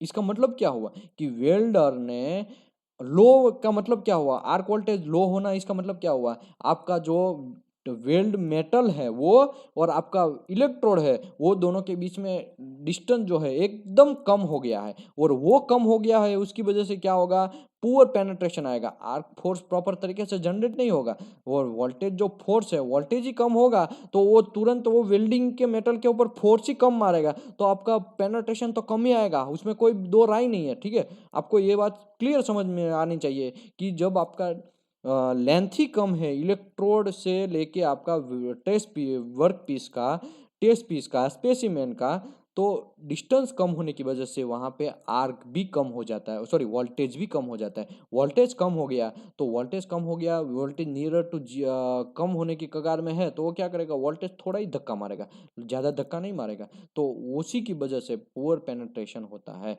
Electrode स्टबिंग, electrode स्टबिंग मतलब इलेक्ट्रोड चिपक जाने का भी चांस है, क्योंकि डिस्टेंस कम हो गया है आपका, तो आर्क वोल्टेज भी कम हो गया, तो कभी कभी वोल्टेज फोर्स भी ना मारे, फोर्स भी ना मारे तो क्या होगा, वहाँ पे ही वो मोल्टिंग जहाँ मेल्ट जहाँ पे इलेक्ट्रोड पे हुआ है वहाँ पे ही रहेगा, वो वोल्टेज तो फोर्स ही नहीं मार रहा है, क्यों, क्योंकि वो तो एकदम लो है, वोल्टेज फोर्स मारने की उसके पास कैपेसिटी ही नहीं है, उसके पास प्रेशर ही नहीं है, वो प्रेशर ही नहीं मारेगा, तो क्या होगा, वहाँ पे ही चिपक जाएगा, और वहाँ पे चिपक जाएगा तो इलेक्ट्रोड चिपक जाएगा, फिर वेल्डर क्या करेगा, आगे पीछे इलेक्ट्रोड को घुमा घुमा के फिर निकालेगा। Lake of fusion defects, lake of fusion भी आने का चांस है, क्योंकि यहाँ पे करंट कम हो जाएगा। देखो करंट कैसे कम होगा, करंट नहीं, मुझे करंट नहीं बोलना चाहिए, मुझे हीट इनपुट बोलना चाहिए था, हीट इनपुट यहाँ पे कम हो जाएगा, हीट भी कम हो जाएगा, heat input is equal to voltage into current divide by travel speed, तो हीट इनपुट कम हो जाएगा तो यहाँ पे हीटिंग कम हो गया, हीटिंग कम हो गया तो यहाँ पे टेम्परेचर कम हो गया, टेम्परेचर कम हो गया तो क्या होगा, जैसे ही वेल्ड मेटल के ऊपर गिरेगा इलेक्ट्रोड का जो मेल्टिंग मेटल है, तुरंत गिरने के बाद वहां पे ही सॉलिडिफिकेशन हो जाएगा, अगल बगल वाले को मिलाएगा ही नहीं अपने साथ में, जैसे ही नीचे गिरेगा तुरंत सॉलिडिफिकेशन हो जाएगा। ठीक है, इसी की वजह से लेक ऑफ फ्यूजन का भी चांस है। Potential arc strike, arc strike भी आने का चांस है, ये भी आपको याद रखना है। Slag inclusion, slag inclusion already मैं समझाया कि स्लेग इंक्लूजन कैसे इफेक्ट करता है। स्लेग इंक्लूजन क्यों आता है, तो आपके पास देखो फोर्स नहीं है, वोल्टेज कम है, वोल्टेज कम है तो हीट इनपुट कम है, हीट इनपुट कम है तो मेल्टिंग जो होता है वो बहुत कम मात्रा में मेल्टिंग होता है, और अगर मेल्टिंग होता भी है इलेक्ट्रॉन में तुरंत वेल्ड मेटल के अंदर गिरेगा तो जहां पे गिरता है वहां पे ही सॉलिडिफिकेशन हो जाएगा, तो उसके साथ स्लेग भी सॉलिडिफिकेशन हो जाएगा, स्लेग को ऊपर बाहर आने का टाइम नहीं मिलेगा, उसी की वजह से वहां पे स्लेग इंक्लूजन आने का भी चांस है।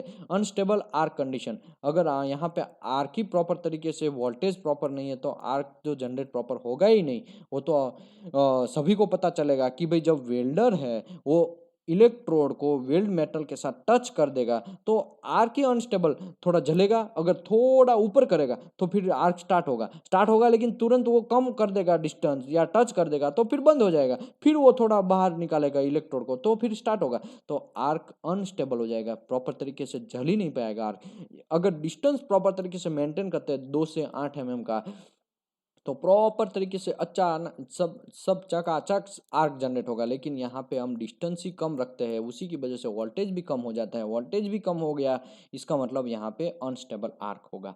इरेग्युलर वेल्ड बीड शेप, जहाँ पे गिरेगा वेल्ड मेटल वहाँ पे ही सॉलिडिफिकेशन हो जाएगा, क्योंकि उसके पास टेम्परेचर ही नहीं है, खुद ही मेल्ट होने का कोई चांस ही नहीं है, क्योंकि मेल्ट जितना होता है उतना ही उसी के पास पावर है, नीचे गिरेगा तब वो खुद का ही पावर के हिसाब से वो खुद ही अपना अपना सॉलिडिफिकेशन हो जाएगा, अगल बगल वाले को किसी को लेगा ही नहीं, क्योंकि उसके पास हीटिंग ही नहीं है, वो खुद हीटिंग ज़्यादा होगा तब वो दूसरे को खींचेगा और सॉलिडिफिकेशन होगा, लेकिन जैसे ही गिरेगा, कभी कभी तो मैं देखा है इलेक्ट्रोड ऐसे, देखो यहाँ पे भले ही हम एसएमडब्ल्यू की बात करते हैं लेकिन एफसीएडब्ल्यू में मैं देखा है कि जैसे ही वेल्ड मेटल नीचे गिरता है, गिरता भी नहीं है, बीच में ही सॉलिडिफिकेशन होता है, फिर बेस मेटल के ऊपर गिरता है, फिर हम उसको सीजर मारते हैं तुरंत निकल जाता है, तो ऐसा भी होता है, तो वो भी चांस है, इसके लिए यहाँ पे लिखा इरेग्युलर वेल्ड बीड शेप, तो जो प्रॉपर तरीके से हमारा बीड ही नहीं होगा, प्रॉपर तरीके से वेल्डिंग ही नहीं फैलेगा, सॉलिडिफिकेशन जहाँ पे गिरता है वहाँ पे ही सॉलिडिफिकेशन हो जाएगा, तब हमारा हमारा वेल्डिंग प्रॉपर नहीं आएगा, बीड जो है उसका प्रॉपर तरीके से एकदम लाइन में होना चाहिए वो नहीं आएगा। ठीक है, arc voltage is too high, अगर आर्क वोल्टेज हाई होता है इसका मतलब क्या हुआ, आर्क वोल्टेज हाई मतलब आपका टेस्ट पीस है वो और आपका वेल्डन का इलेक्ट्रोड है वो, उसका दोनों का डिस्टेंस है वो सबसे ज्यादा है। आर्क वोल्टेज ज़्यादा रहने की वजह से एक्सेसिव स्पैटर आएंगे, क्योंकि उसको डिस्टेंस बढ़ गया तो वो जैसे ही मैं बोला कि पानी ऊपर से हम एक ग्लास में से पानी फ्लोर के ऊपर डालते हैं, थोड़ा डिस्टेंस ज़्यादा रखते हैं तो ज़्यादा छींट के उड़ेंगे, डिस्टेंस थोड़ा कम रखेंगे तो कम छींटे उड़ेंगे। तो यहाँ पे ऐसे ही होता है, यहाँ पे डिस्टेंस ज़्यादा हो गया है, इसकी वजह से आर्क वोल्टेज भी हाई हो गया है। आर्क वोल्टेज हाई हो जाने की वजह से एक्सेस स्पैटर भी आएगा, स्पोरोसिटी भी आएगा, आर्क वेंडर भी आएगा, इरेग्युलर वेल्ड बीडशिप भी आएगा, स्लैग इंक्लूजन भी आएगा, fluid weld pool making a potential welding difficult, welding भी थोड़ा डिफिकल्ट हो जाएगा। तो आपको ये सब चीज़ याद रखना है। आगे बढ़ते हैं, यहाँ पे देखिए आर्क वोल्टेज का वोल्टेज का ओसीवी वैल्यू 100 वोल्ट है। यहाँ पे वेल्डिंग एम्परेज है। नॉर्मल आर्क लेंथ जो है वो नॉर्मल होना चाहिए, लेकिन कभी कभी हाई होता है तब भी प्रॉब्लम है, कम होता है करंट भी कम होता है तब भी प्रॉब्लम है, करंट ज़्यादा होता है तब भी प्रॉब्लम है। इसके लिए नॉर्मल आर्क लेंथ यहाँ लिखा है वही होना चाहिए, एकदम दोनों के बीच वाला वेल्डिंग रहेगा तो अच्छा वेल्डिंग आएगा, अच्छा चांसेस है वेल्डिंग आने का। ट्रैवल स्पीड हाई होने से कम होने से क्या होता है, ऑलरेडी मैं चैप्टर नंबर 3 में समझाया है। और ट्रैवल स्पीड हाई होने से हीट इनपुट का जो हम डिस्कस किया इंट्रोडक्शन ऑफ वेल्डिंग प्रोसेस, उसमें भी मैं समझाया कि heat input is equal to current voltage upon travel speed into 1000 into thermal coefficient friction. तो ट्रैवल स्पीड है वो डिवाइडेशन में है, अगर ट्रैवल स्पीड हाई होता है तब भी प्रॉब्लम है, ट्रैवल स्पीड कम होता है तब भी प्रॉब्लम है। मैं आपको थोड़ा जल्दी से बोल देता हूँ, travel speed is the rate of the weld progression.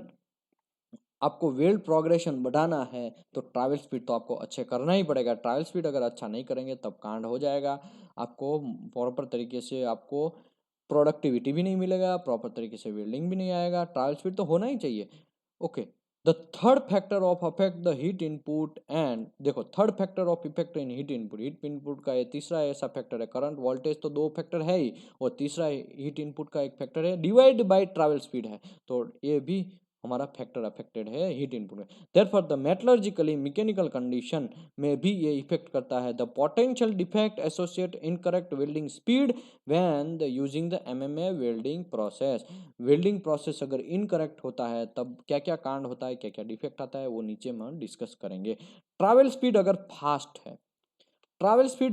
है, नैरो थिन वेल्ड बीड, मतलब एकदम ट्रैवल स्पीड एकदम फास्ट है तो पतला सा आपका वेल्डिंग का लाइन आएगा, पतला लाइन आएगा, क्योंकि आप वीविंग ही नहीं कर रहे हैं तो पतला लाइन आने का चांसेस ही है, और आएगा ही आएगा, उसमें तो कोई कॉम्प्रोमाइज नहीं है।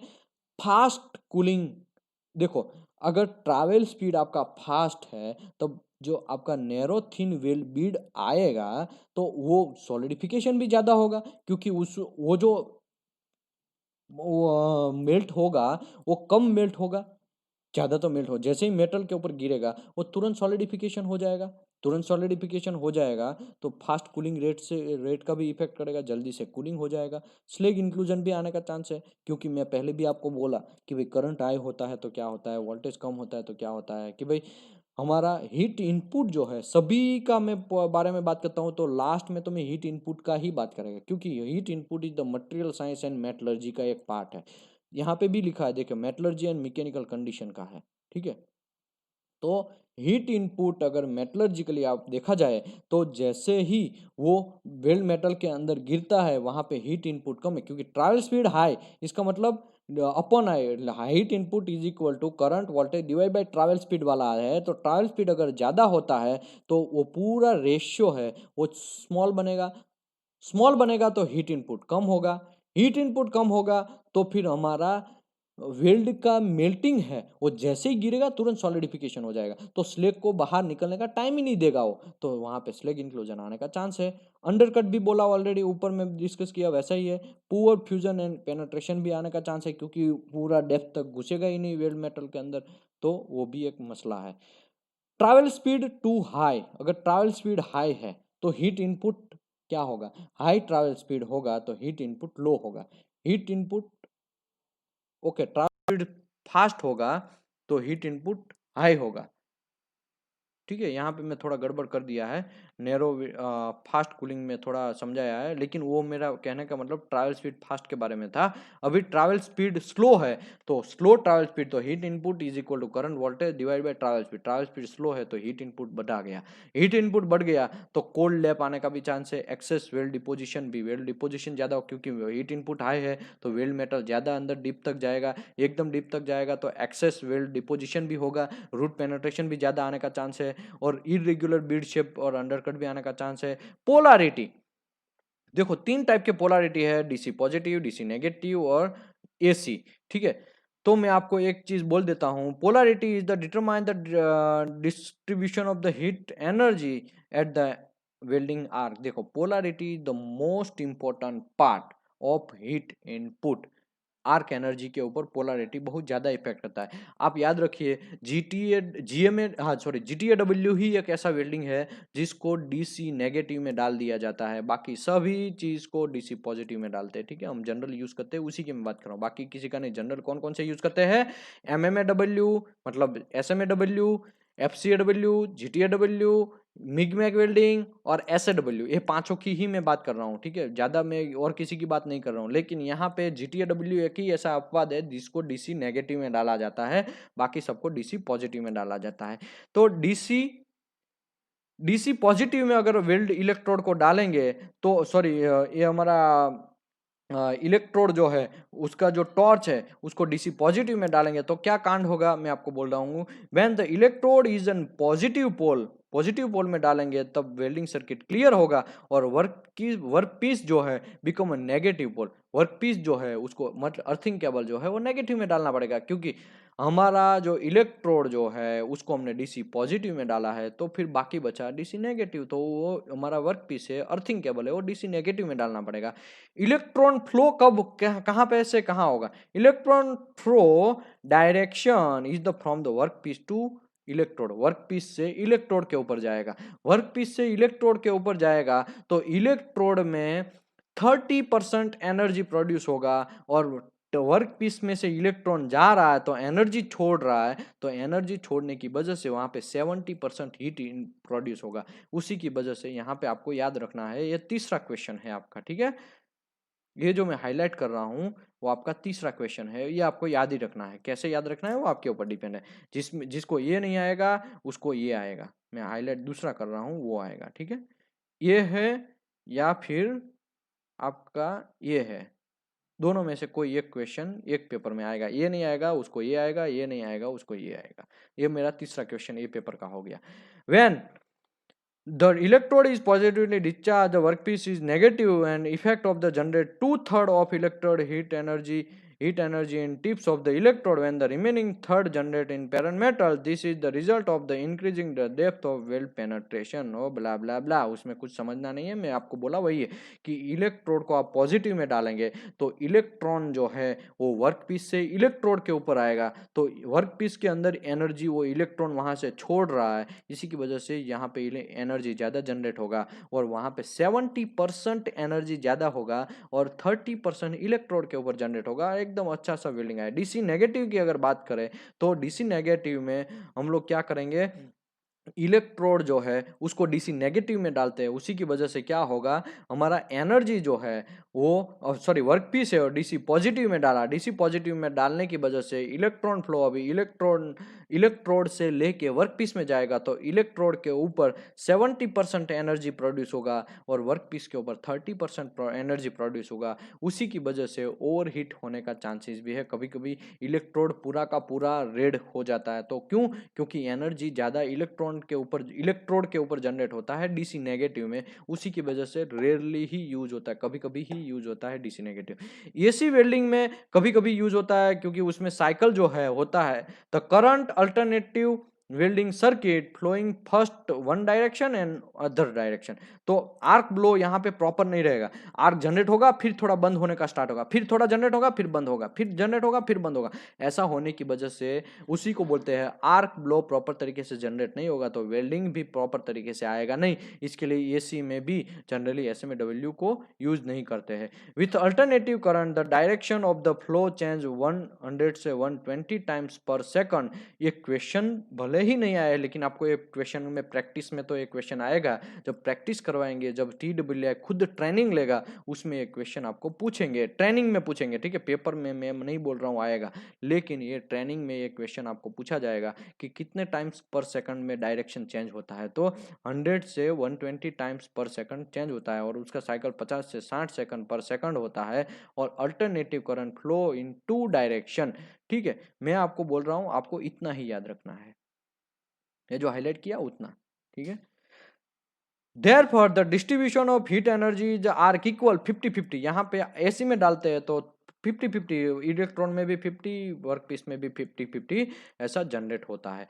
Types of consumable electrode, there are 3 types of electrode consumable, rutile electrode, basic electrode and हमारा सेल्यूलोज इलेक्ट्रोड। जो सेल्यूलोज इलेक्ट्रोड है वो हाई हाइड्रोजन इलेक्ट्रोड उसको बोला जाता है, और उसमें पेनिट्रेशन अच्छा आता है, स्टेबिलिटी भी वर्टिकल डाउन पोजिशन में अच्छा है, और रीजनेबली गुड मैकेनिकल प्रॉपर्टी उसका भी अच्छा है। हीट अफेक्टेड जोन में क्रैकिंग का रिस्क थोड़ा ज़्यादा रहता है, वो भी एक थोड़ा मसला है। तो आपको ये वेल्डिंग जब मारते हैं उसके बारे में आपको ध्यान रखना है। सेल्यूलोज के बारे में ऑलरेडी मैं सेल्यूलोज, बेसिक और रूटाइल के बारे में बेसिक एक चैप्टर किया है, basic requirement of inspection engineer, ऐसा करके मैं एक चैप्टर लिया था। बहुत लंबा चौड़ा चैप्टर तो नहीं है वो, पूरा बेसिक रिक्वायरमेंट TPI को क्या क्या मिनिमम पता होना चाहिए, वेल्डिंग इंस्पेक्टर को, क्वालिटी इंस्पेक्टर को, ऑलरेडी 1-2 घंटे का सेशन किया है। वो आप वीडियो देखेंगे तो आपको ज़्यादा रूटाइल इलेक्ट्रोड क्या होता है, बेसिक इलेक्ट्रोड क्या होता है, उसमें क्या क्या चीज़ होता है, वो सब चीज़ के बारे में समझ में आपको ज़्यादा डेप्थ में आएगा। रूटाइल इलेक्ट्रोड की मैं थोड़ा बात कर लेता हूँ। Moderate and weld metal mechanical property, मतलब एवरेज है, ठीक है। वेल्ड मेटल प्रॉपर्टी भी ठीक ठाक है। Good bead profile and produce through the viscous slag, यहाँ पे स्लैग थोड़ा विस्कस प्रोड्यूस होता है, और निकालने में भी हमको इजी है, कोई प्रॉब्लम नहीं है। और position welding possible in fluid slag, लेकिन यहाँ पे थोड़ा पोजीशन का थोड़ा पॉसिबल प्रॉब्लम है, क्योंकि ओवरहेड पोजीशन में रूटाइल इलेक्ट्रोड मारना थोड़ा मुश्किल है, ठीक है। तो आपको ये भी देखना है कि भाई सब इलेक्ट्रोड, सभी बेसिक इलेक्ट्रोड है वो ही सभी पोजीशन में मार दिया जाता है, लेकिन सेल्यूलोज भी कभी भी मारा जाता है सभी पोजीशन में, लेकिन रूटाइल इलेक्ट्रोड को सभी पोजीशन में मारना मुश्किल है। Easy removal slag, slag easily हम रिमूव कर सकते हैं। और इसमें क्या होता है, rutile electrode contain the high proportion of titanium oxide, and titanium oxide promote the easy arc ignition और smooth arc operation, lower spatter, इसमें स्पैटर भी कम है, और टिटेनियम ऑक्साइड की वजह से यहाँ पे आर्क इग्निशन प्रॉपर तरीके से एकदम शानदार 5 स्टार होता है, ठीक है।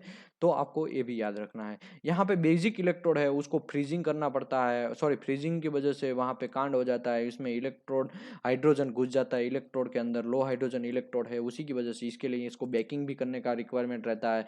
रूटाइल को इतना बहुत सारा जरूरत नहीं है, सेल्यूलोज को थोड़ा जरूरत है, लेकिन बेसिक इलेक्ट्रोड को तो सबसे ज्यादा हाइड्रोजन का ही प्रॉब्लम रहता है, हाइड्रोजन क्रैक आने का चांस है, पोरोसिटी सबसे ज्यादा आने का चांस बेसिक इलेक्ट्रोड में है। इसी की वजह से आपको ये याद रखना चाहिए, उसको बेकिंग करना पड़ता है, हाइड्रोजन को निकालना पड़ता है, वो भी एक मसला है। और उसको लो हाइड्रोजन वेल्ड मेटल में जनरली यूज होता है। और required high welding constant speed, current and speed, high welding current and speed रखना पड़ता है, वो भी आपको है। और स्लैग रिमूवल थोड़ा डिफिकल्ट है, वो भी आपको पता है कि भाई स्लैग रिमूवल अगर प्रॉपर तरीके से नहीं करते हैं तो SMAW वेल्डिंग में जनरली हम बेसिक इलेक्ट्रोड 70S, 7018, 8018, 9018, 9015, बहुत सारे अलग अलग टाइप के इलेक्ट्रोड है, 316, 316L, 316H, E, तो वो इलेक्ट्रोड में स्लैग जब हम निकालते हैं तो थोड़ा ग्राइंडिंग मारने का दिक्कत है। और SMAW सॉरी रोटाइल में ऐसा नहीं है, खाली सीजल मारो तुरंत सब निकल जाएगा, लेकिन बेसिक में सीजल मारेंगे तभी भी कभी कभी नहीं निकलता है, तो ग्राइंडिंग भी डेप्थ में करना पड़ता है। स्लैग इंक्लूजन सबसे ज्यादा आने का चांस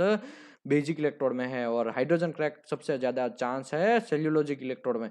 तो थैंक यू वेरी मच, मैं आशा करता हूँ आपको ये चैप्टर समझ में पर क्लियर तरह से आएगा। सॉरी ये थोड़ा ये टिपिकल वेल्डिंग इम्परफेक्शन में नहीं करवाएगा, क्योंकि ऑलरेडी मैं एक एक चीज के बारे में बहुत लेंथ में सेशन लिए हैं, ऑलरेडी मैं समझाया चैप्टर नंबर 3 में, तो इसका मैं नहीं करवाएगा। पैरामीटर ये सबको पता ही है, parameter, open circuit voltage, duty cycle, ये सब चीज, ये इसका डिसएडवांटेज ये है कि इसमें हाई स्किल वेल्डर चाहिए, और arc high skill factor required, high skill welder आपको चाहिए, और आर्क स्ट्राइक और स्लैग इंक्लूजन आने का चांस सबसे ज्यादा है, लो ऑपरेटिंग फैक्टर है, high level of generate fumes है और हाइड्रोजन कंट्रोल करना थोड़ा मुश्किल है, उसी की वजह से हम बेकिंग करना बहुत जरूरी बन जाता है।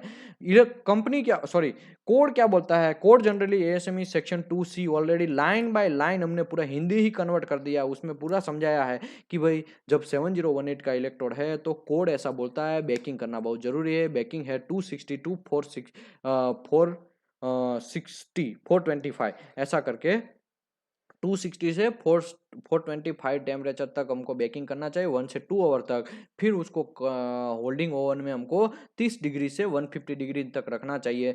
फिर आप इलेक्ट्रोड वेल्डर को देते हैं तो बेकिंग सॉरी क्वीवर में या फिर ओवन में देना चाहिए और वो कुछ टाइम तक यूज करके फिर रिटर्न लाना चाहिए। वैक्यूम पैक में ऐसा कुछ जरूरत नहीं है। फिर वो रीबेकिंग भी करने का कुछ क्राइटेरिया दिया है सेक्शन 2C में, जो हमने ऑलरेडी समझाए थे। तो यहाँ पे मैं डिप्थ में ये सब चीज़ नहीं समझाएगा कि हाइड्रोजन क्रैक कैसे आता है। हाइड्रोजन क्रैक का ऑलरेडी मैं पूरा एक सेशन किया ही है और ये चैप्टर में से सबसे ज़्यादा क्वेश्चन इसी में से आते हैं। तो सॉरी, जो हाइड्रोजन क्रैक का चैप्टर है चैप्टर नंबर 3, उसमें से सबसे ज्यादा क्वेश्चन आता है, 40% क्वेश्चन कवर होते हैं इसमें से। तो आपको ये चैप्टर तो मुंह लाइन बाय लाइन रट्टा ही मार देना, जिसको एग्जाम पास करना है। बाकी आपका एक्सपीरियंस भले ही 10 साल का हो या 50 साल का हो, उससे कोई मतलब नहीं है।